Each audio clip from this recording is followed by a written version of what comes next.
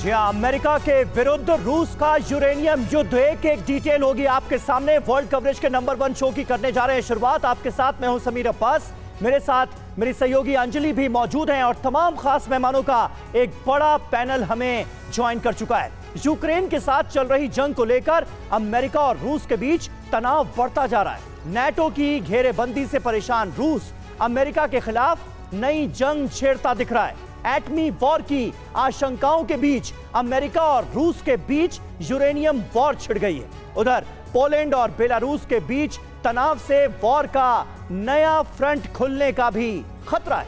जी हाँ, और रूस का नाटो के खिलाफ लीक हुए प्लान में बड़ा खुलासा भी हुआ है कि कैसे रूस नाटो पर दबाव बनाने की रणनीति बना रहा है। आज बात रूस और अमेरिका के बीच छिड़ी नई जंग की करेंगे और पहली जो बड़ी खबर है वो सबसे पहले आपको बता देते हैं। पुतिन का न्यूक्लियर विस्फोट, अमेरिका पर यूरेनियम अटैक, पोलैंड की बेलारूस में घुसपैठ, विध्वंस का खुफिया प्लान। तो देखिए, इस तरीके की जानकारी मिल रही है कि अमेरिका को अब यूरेनियम सप्लाई पर रूस ने रोक लगा दी है।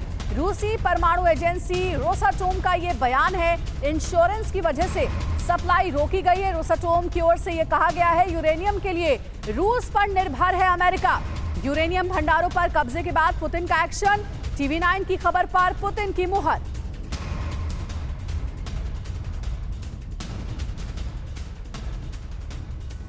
और ऐसे में समझना जरूरी है कि कैसे रूस ने अमेरिका पर यूरेनियम अटैक किया है। तो ये आपको जल्दी से बता देते हैं। रूस ने कजाकिस्तान के यूरेनियम प्लांट्स पर कब्जा कर लिया है। जानकारी ऐसी भी है कि कजाकिस्तान यूरेनियम सप्लाई के मामले में नंबर 1 है, करीब 43% यूरेनियम सप्लाई करता है। और इसके अलावा नाइजर में तख्ता पलट के बाद से यह कहा जा रहा है कि इसमें रूस का हाथ था और नाइजर के यूरेनियम प्लांट पर भी अप्रत्यक्ष रूप से ही रूस का कब्जा है। इसके बारे में और जानकारी आपको देंगे समीर, उनके पास चलते हैं। बिल्कुल, और ये बहुत महत्वपूर्ण है। ऐसा लगता है कि अमेरिका और रशिया के बीच जंग की शुरुआत हो चुकी है। यूरेनियम की ताकत आप जानिए, दुनिया का सबसे खतरनाक पदार्थ यूरेनियम, जिसका जिक्र अंजलि ने अभी किया, और किस तरह से यूरेनियम वॉर की एक तरह से शुरुआत हो गई है रशिया और अमेरिका के बीच। यूरेनियम की ताकत जानिए, परमाणु हथियार बनाने में इसका इस्तेमाल किया जाता है, ये हम सबको पता है। और यहीं पर एक करारी चोट रूस करना चाहता है अमेरिका के मद्देनजर। यह बहुत इंपॉर्टेंट खबर हो जाती है। मिसाइल और छोटे बॉम्ब के निर्माण में इसका प्रयोग किया जाता है और रेडियो एक्टिव रेडिएशन बेहद घातक होता है। आपने देखा होगा ज़ेपोरिजिया न्यूक्लियर पावर प्लांट पर जब जब हमले होते हैं तो कैसे इस बात की आशंका बढ़ जाती है, रेडिएशन का खतरा बढ़ जाता है। न्यूक्लियर पावर प्लांट के लिए ईंधन के तौर पर भी यूरेनियम को देखा जाता है। और हमारे साथ इस वक्त तमाम खास मेहमान मौजूद हैं। मेजर जनरल SP सिन्हा साहब हमारे साथ मौजूद हैं, professor Satish Kumar foreign expert के तौर पर हमारे साथ जुड़ चुके हैं, और अतुल भारद्वाज जी हमारे साथ मौजूद हैं बतौर डिफेंस एक्सपर्ट। SP सिन्हा साहब, क्या जिस तरह से तल्खियां अमेरिका और रशिया के बीच बढ़ती हुई हम देख रहे हैं, यूरेनियम युद्ध से जुड़ी ये जो ताजा खबरें सामने आ रही हैं, इसे कितना गंभीर माना जाए? क्या ये शुरुआत है अमेरिका और रूस के बीच युद्ध की? देखिए, ये जो स्थिति है वो बहुत ख़तरनाक मोड़ पे आ रही है। मेरा ख्याल है कि रूस का अप्रोच है कि यूरेनियम को यदि स्टार्व कर देता है और सप्लाई अमेरिका को नहीं देने का जो फैसला लेता है, इसका मतलब साफ है कि अमेरिका की जो वो न्यूक्लियर बॉम्ब्स जो शेल्फ लाइफ ख़त्म कर चुके हैं और एडिशनल यूरेनियम की ज़रूरत होगी एडिशनल बॉम्ब्स बनाने के लिए, उस शक्ति को छीन करना चाहता है रूस। तो इसका मतलब है अमेरिका के न्यूक्लियर शक्ति को कमज़ोर करने के तरफ ये इशारा है रूस का। और ये यदि ऐसा करेगा, रूस करेगा, तो अमेरिका चुप तो नहीं बैठेगा और वो भी रिटेलिएशन में कुछ ना कुछ तो हरकत करेगा। तो ये तो भिड़ंत मेरा ख्याल है बहुत ही। और यूरेनियम के लिए पूरी तरह से रूस पर ही तो निर्भर है अमेरिका। वही तो, इसीलिए तो मैं बोल रहा हूँ कि आपका जो टैप है, नल है जिसमें से यूरेनियम आ रहा है और अमेरिका को सप्लाई हो रहा है, वो टैप ही बंद कर रहा है रूस। जी। तो और सर ये दुश्मनी तो लाजमी भी है, ये रेस्ट्रिक्शन तो लाजमी भी है, क्योंकि हमने देखा है कि यूक्रेन को रूस के खिलाफ अगर किसी ने सबसे ज्यादा उकसाया है, भड़काया है, तो वो अमेरिका ही है। खुफिया दस्तावेज से रूस के विध्वंसक प्लान का खुलासा हुआ है। नाटो पर दबाव से यूक्रेन को हराने का प्लान है। परमाणु अटैक की धमकी देकर दबाव बढ़ाने की रणनीति भी है।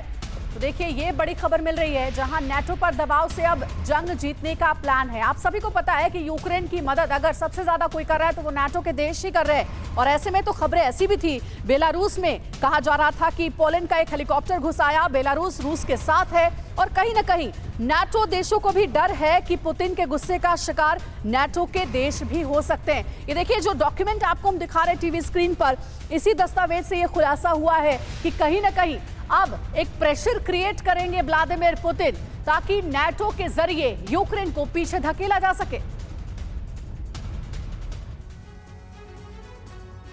तो पुतिन के 5 सीक्रेट प्लान डीकोड हो गए हैं। वो कौन कौन से प्लान है, जल्दी से नजर डालिए इंफॉर्मेशन वॉल पर। पहला प्लान जो है, जो डीकोड हुआ है, नाटो को यूक्रेन से समर्थन वापस लेने के लिए मजबूर करे, यानी कि प्रेशर बनाया जाए, एक दबाव बनाया जाए।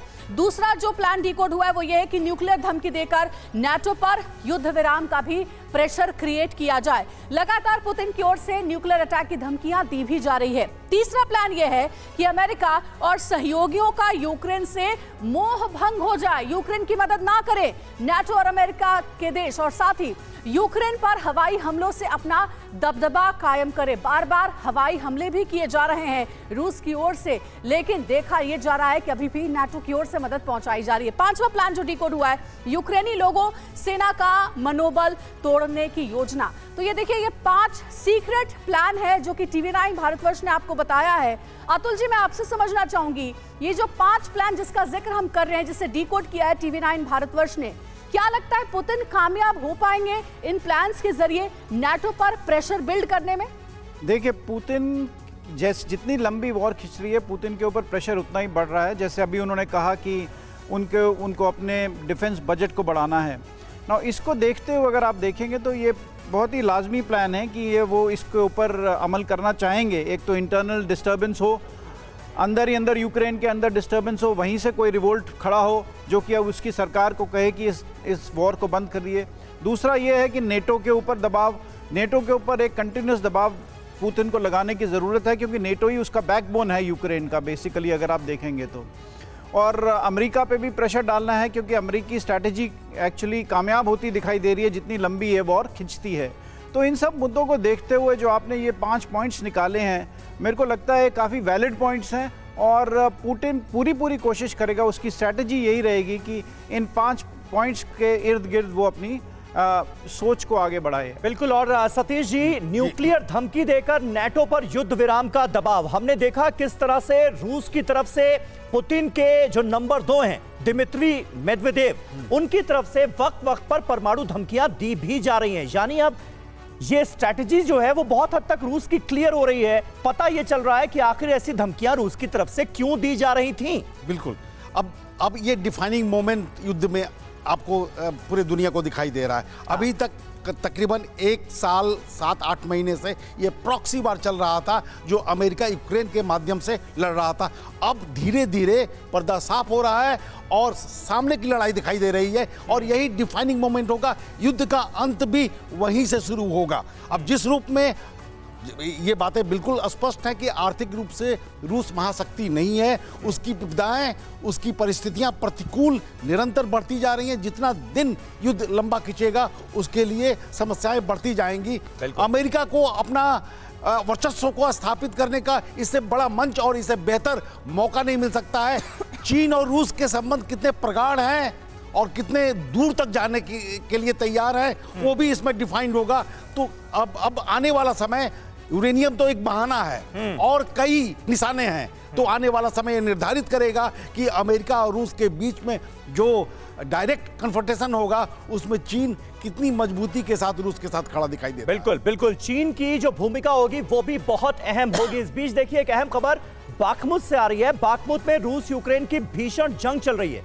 रूसी ठिकानों पर क्लस्टर बम से हमले की आशंका जताई गई है। यूक्रेन के क्लस्टर बॉम्ब से हमले की आशंका। क्लस्टर बॉम्ब से हमले का दरअसल एक वीडियो भी सामने आया है। ये देखिए, यही वो वीडियो है जिसका हम जिक्र कर रहे थे। बाखमुत से जो तस्वीरें सामने आई हैं वो इस बात की तस्दीक कर रही हैं कि क्लस्टर बॉम्ब का यहां पर इस्तेमाल किया गया है।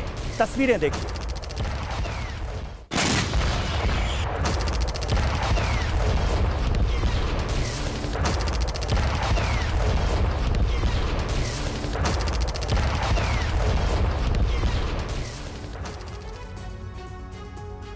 और अगली अहम खबर है, वॉर जोन में रूस का यूक्रेन पर ताबड़तोड़ अटैक जारी है। रॉकेट सिस्टम से यूक्रेनी ठिकानों को निशाना बनाया गया। रूसी हमले में यूक्रेन सैन्य ठिकानों को भारी नुकसान पहुंचा है।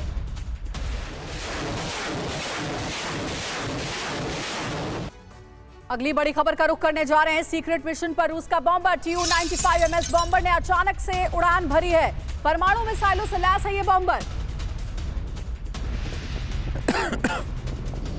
और देखिए, बड़ी अहम जानकारियां सामने आ रही हैं। Tu-95MS बॉम्बर की उड़ान को लेकर यह कहा जा रहा है कि रूस एक बार फिर यूक्रेन पर विनाशक हमले करने की तैयारी में है। आइए देखते हैं इस लंबी दूरी तक मार करने वाले इस बॉम्बर की खासियत है क्या, महाविनाश की आहट इसे क्यों समझा जाता है। रूसी Tu-95 की उड़ान से जुड़ी अहम जानकारियां। न्यूक्लियर मिसाइल गिराने की ताकत है इसके पास। पहली बार साल 1952 में इसे उड़ाया गया। सबसे तेज प्रोपेलर विमानों में इसे शामिल किया जाता है। बॉम्बर लंबी दूरी की मिसाइल से लैस है। करीब 1000 किलोमीटर प्रति घंटे की इसकी रफ्तार है। बॉम्बर में 4 कुज़नेत्सोव NK-12 इंजन लगा हुआ है। 8000 किलोमीटर तक उड़ान की इसकी क्षमता है। अमेरिकी ठिकानों को यह टारगेट कर सकता है। 11,000 किलोग्राम पेलोड ले जाने में यह सक्षम है। क्रूज मिसाइल फायर करने की इसकी ताकत है। रूस के पास 50 से 60 Tu-95 एयरक्राफ्ट्स मौजूद हैं। एसपी सिन्हा साहब, आने वाला जो वक्त है वो किस कदर विनाशकारी हो सकता है, इसकी साफ तौर पर आहट नजर आती है, संकेत नजर आते हैं। मेरा ख्याल है कि रूस न्यूक्लियर कार्ड खेल रहा है। स्ट्रेटजी नंबर 2 उसका है कि नाटो के बीच में फूट डालो, और शक्ति यूक्रेन को यदि कोई प्रदान कर रहा है तो नाटो कर रहा है, और अमेरिका का MIC मिलिट्री इंडस्ट्रियल कॉम्प्लेक्स कर रहा है। तो यदि नाटो के कैंप में यदि कन्फ्यूजन होगा, उसकी हेड काउंट घटेगी, तो स्वाभाविक है कि नाटो कमज़ोर पड़ेगा, जेलेंस्की कमज़ोर पड़ेगा। तो ये जो 5 पॉइंट अंजलि ने शुरू में बताया था, उसका सिर्फ मकसद है कि हेड काउंट कम करो, कन्फ्यूजन पैदा करो एनिमी कैंप में, ताकि उनमें संघर्ष हो, मनमुटाव हो और उनकी हेड काउंट कम हो। जी, यानी कि आप फूट डालो की राजनीति करने वाले हैं पुतिन। सिन्हा सर जो कह रहे हैं उसके हिसाब से ये स्ट्रेटेजी क्या काम कर पाएगी पुतिन की, ये देखना दिलचस्प होगा। बड़ी खबर यह कि ज़ैपोरिज़िया के बाहरी इलाके में यूक्रेन का हमला, यूक्रेनी बमबारी में कई रूसी जवान घायल हुए हैं। यूक्रेन की बमबारी के दौरान भागे रूसी जवान, हवाई हमले में रूस को भारी नुकसान पहुंचा है। रूस यूक्रेन के बीच विध्वंसक जंग का एक और वीडियो दरअसल सामने आया है। यूक्रेन के मोर्टार ग्रुप का हमला रूसी डिफेंस लाइन पर कैसे की गई है शेलिंग, अब आप ये देखिए। रूसी सेना के ठिकानों को कैसे बनाया जा रहा है निशाना मोर्टार ग्रुप के हमले के जरिए। तस्वीरें आपके सामने।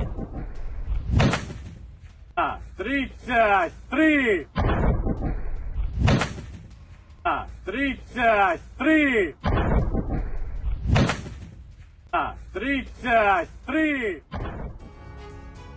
और देखिए, यूक्रेन जंग के बीच अब बेलारूस और पोलैंड में भी तनाव देखने को मिल रहा है। पोलैंड को लेकर बेलारूस का बहुत बड़ा दावा है। पोलैंड के हेलीकॉप्टर ने बेलारूस में घुसपैठ की है। यही खबर आपको हम बता रहे थे। 1.5 किलोमीटर अंदर घुसा है पोलैंड का हेलीकॉप्टर। पोलैंड ने बेलारूस के दावे को गलत बताया है।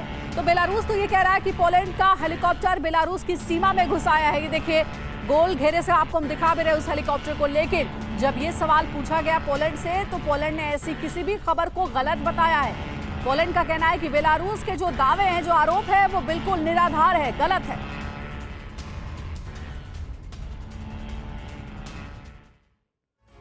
जी हां, तो एक तरफ बेलारूस, दूसरी तरफ पोलैंड, दोनों के बीच बढ़ता नजर आ रहा है टेंशन। इसकी वजह क्या है? विश्व युद्ध का पोलैंड बेलारूस दोनों देशों के बीच ये जो काउंटडाउन शुरू हो चुका है, इसे जरा हम समझने की कोशिश करते हैं। विश्व युद्ध का काउंटडाउन, पोलैंड बेलारूस के बीच तनाव बढ़ता हम देख रहे हैं और दोनों देशों के बीच युद्ध की आशंका बढ़ती नजर आ रही है। जिस तरह से अब एयर स्पेस वायलेशन भी शुरू हो चुके हैं। बेलारूस दावा क्या कर रहा है? पोलैंड का हेलीकॉप्टर बेलारूस के अंदर दाखिल हो गया। 15.5 किलोमीटर अंदर तक यह घुसपैठ हुई है, यह बेलारूस दावा कर रहा है। यानी पोलैंड का हेलीकॉप्टर 1.5 किलोमीटर अंदर घुस आया, यह कहा जा रहा है। जरूरी बात क्या है? बेलारूस ने घुसपैठ को उकसावे की कार्रवाई बताया है। सीधे तौर पर बेलारूस इसके बाद बिफरा नजर आ रहा है। पोलैंड ने बेलारूस के आरोपों को हालांकि खारिज कर दिया है, गलत बताया है इन तमाम आरोपों को। लेकिन तस्वीरों का क्या? बड़ा सवाल, क्या बेलारूस और पोलैंड के बीच जंग तो नहीं हो जाएगी? ये वो बड़ा सवाल है जो सबसे इंपॉर्टेंट हो जाता है। क्या पोलैंड बेलारूस का तनाव विश्व युद्ध करवाएगा? ये एक बड़ा सवाल है। प्रोफेसर सतीश कुमार, इस बढ़ते तनाव को आप कैसे देखते हैं? पोलैंड और बेलारूस अब पूरी तरह से आमने सामने नजर आ रहे हैं। आने वाले वक्त में अगर यह तनाव बरकरार रहा और इसी तरह की हरकतें दोनों ओर से हुई तो इसका अंजाम क्या हो सकता है? जी समीर, आपत्तिजनक स्थिति निश्चित रूप से है, चिंतनीय भी है। लेकिन हमें अगर पूर्व के इतिहास को देखें जी, तो हमें याद होगा कि कोरियन वार 1952 और उसके बाद 1962 में जिस समय आणविक युद्ध की बात चरम सीमा पर थी रूस और अमेरिका के बीच में, लेकिन किसी तरह से मैनेजमेंट हुआ और शीत युद्ध के उन तमाम समय में जब दोनों की आपसी भिड़ंत हुई थी तो एक रास्ता निकला। जब शीत युद्ध के दौरान आणविक हथियार नहीं हुए तो इस बात की पूरी गुंजाइश है कि आज की तारीख में जब कई ऐसे देश जो मिडिल पावर हैं, जो अमेरिका की बात को मानने से इंकार करते हैं, जरूरत पड़ने, जो नाटो के मेंबर भी हैं, जरूरत पड़ने पर अमेरिका को सुना भी सकते हैं, तो ऐसी परिस्थिति में आणविक युद्ध की आकलन हमें लगता है कि ज्यादा होगा। ऐसी स्थिति नहीं होगी, यानी कि लेकिन तनाव है। ये टेंशन वॉर का रूप भी ले सकता है आने वाले समय में। लिमिटेड वॉर का विश्व युद्ध नहीं होगा, ये बात हमें लगता है एक विषय के समझ के हिसाब से। एक बड़ी खबर इस बीच आ रही है, वो जल्दी से बता देते हैं। नाटो की सदस्यता को लेकर जेलेंस्की ने बड़ा बयान दिया है कि नाटो का सदस्य बनना कुछ समय की बात है। नाटो चीफ से मुलाकात के बाद जेलेंस्की का बयान। जेलेंस्की ने नाटो को यूक्रेन का अहम सहयोगी बताया है।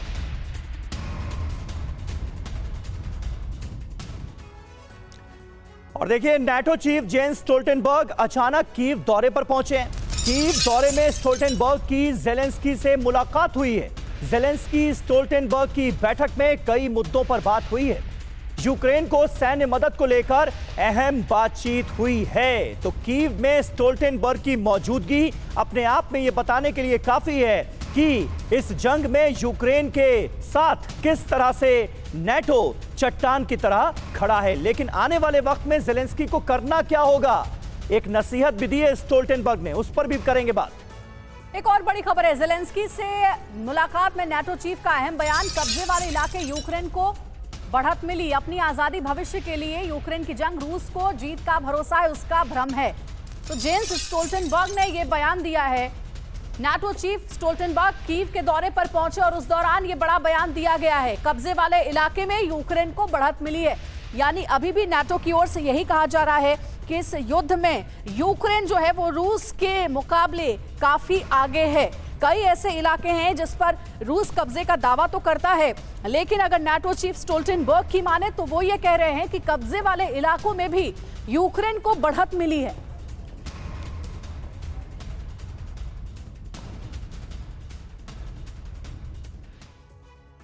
तो देखिए, बड़ी खबर यही है कि नाटो चीफ और जेलेंस्की के बीच हुई लंबी बैठक में सैन्य मदद को लेकर अहम बातचीत हुई है। आइए समझते हैं कि नाटो चीफ से जेलेंस्की की मुलाकात यूक्रेन के लिए आखिर क्यों इतनी महत्वपूर्ण है और नाटो चीफ ने क्या कहा है जेलेंस्की से। देखिए, सिलसिलेवार तरीके से आपको बताते हैं। ये देखिए मुलाकात की तस्वीर सबसे पहले आपको दिखा रहे हैं, जहां नाटो चीफ हैं स्टोल्टेनबर्ग और यूक्रेन के राष्ट्रपति जेलेंस्की।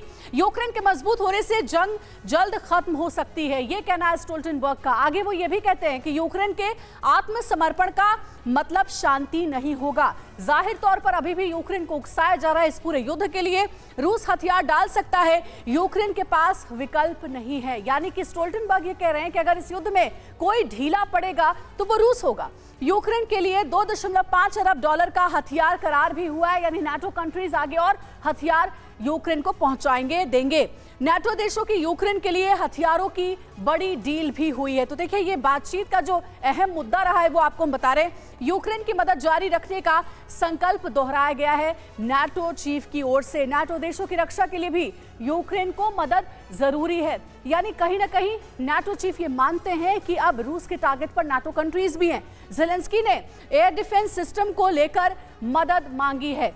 तो ये मुलाकात जो हुई है, इसमें कई महत्वपूर्ण मुद्दों को लेकर के बातचीत हुई है। अतुल जी, स्टोल्टनबर्ग तो अभी भी ज़ेलेंस्की को बढ़ा रहे हैं, भड़का रहे हैं कि अगर इस युद्ध में कोई ढीला पड़ेगा तो वो रूस होगा। यूक्रेन को तो कई इलाकों में बढ़त मिलती नजर आ रही है। ये बयान किस तरीके से देख रहे हैं आप? देखिए, नेटो का जहां तक सवाल है, वो इस वॉर को अभी रोकना नहीं चाहता है। उसका मकसद पूरा हो रहा है। अगर आप देखें तो पुतिन ने ये वॉर इसलिए लड़ी कि नेटो वहाँ एंटर ना करे यूक्रेन में। पर अगर आप देखें कि अब नेटो तो पूरी तरह से यूक्रेन को ऑक्यूपाई करे बैठा है, यूक्रेन के अंदर घुस बैठा है, पूरे यूक्रेन के उसके ऊपर डिसीजंस ले रहा है नेटो। तो अगर इसको अगर आप देखेंगे तो एक तरह से रूस की हार है ये। मैं तो ये कहूँगा कि यहाँ तक नेटो की प्रेजेंस का सवाल है, यूक्रेन के अंदर अमेरिका की प्रेजेंस का सवाल है। तो इसको देखते हुए हम ये कहेंगे कि उसको वो भड़काएंगे और भड़काएंगे, ताकि रशिया जितना नीचे आ सके, पुतिन जितना नीचे आ सके, वो नेटो का वही रहेगा। साहब देखिए, रूस की तरफ से ये कहा जाता है कि या तो रूस ये जंग जीतेगा या तो दुनिया बर्बाद होगी। दूसरी तरफ नाटो ये बताने की कोशिश कर रहा है कि आज नहीं तो कल ये जंग यूक्रेन ही जीतने जा रहा है, और रूस इस भ्रम में है कि वो इस जंग को जीत सकता है। किसके दावों में कितना दम नजर आता है? समीर, लड़ाई अलग अलग स्तर पे लड़ा जाता है, अलग अलग प्लेटफॉर्म पे। Psychological warfare, information warfare, misinformation, disinformation, ये चलता रहता है, ये गेम है। जो सोल्जर तो अपना काम कर रहा है यूक्रेन में, लेकिन ये जो सुपर एक्टर्स हैं जो कंट्रोल कर रहे हैं वॉर को, वो इस तरह का प्रोपेगेंडा वॉरफेयर, साइकोलॉजिकल वॉर करते रहेंगे। रूस कहता है या तो हम जंग जीतेंगे या तो विश्व बर्बाद होगा। अल्टीमेटम दे रखा है, यदि हम हारने की नौबत आई तो हम न्यूक्लियर ऑप्शन लेंगे जी। उधर ये कह रहा है नाटो चीफ कि कोई यदि सरेंडर करेगा तो रूस करेगा। तो इनका तो अब इस माहौल में संधि की तो बात हो ही नहीं सकती है, नेगोशिएशन हो ही नहीं सकता है, डायलॉग हो ही नहीं सकता है। यानी कि सिर्फ शांति की बात कोई नहीं कर रहा है, बस इस युद्ध में चिंगारी भड़काने का काम किया जा रहा है, आग में घी डालने का काम किया जा रहा है।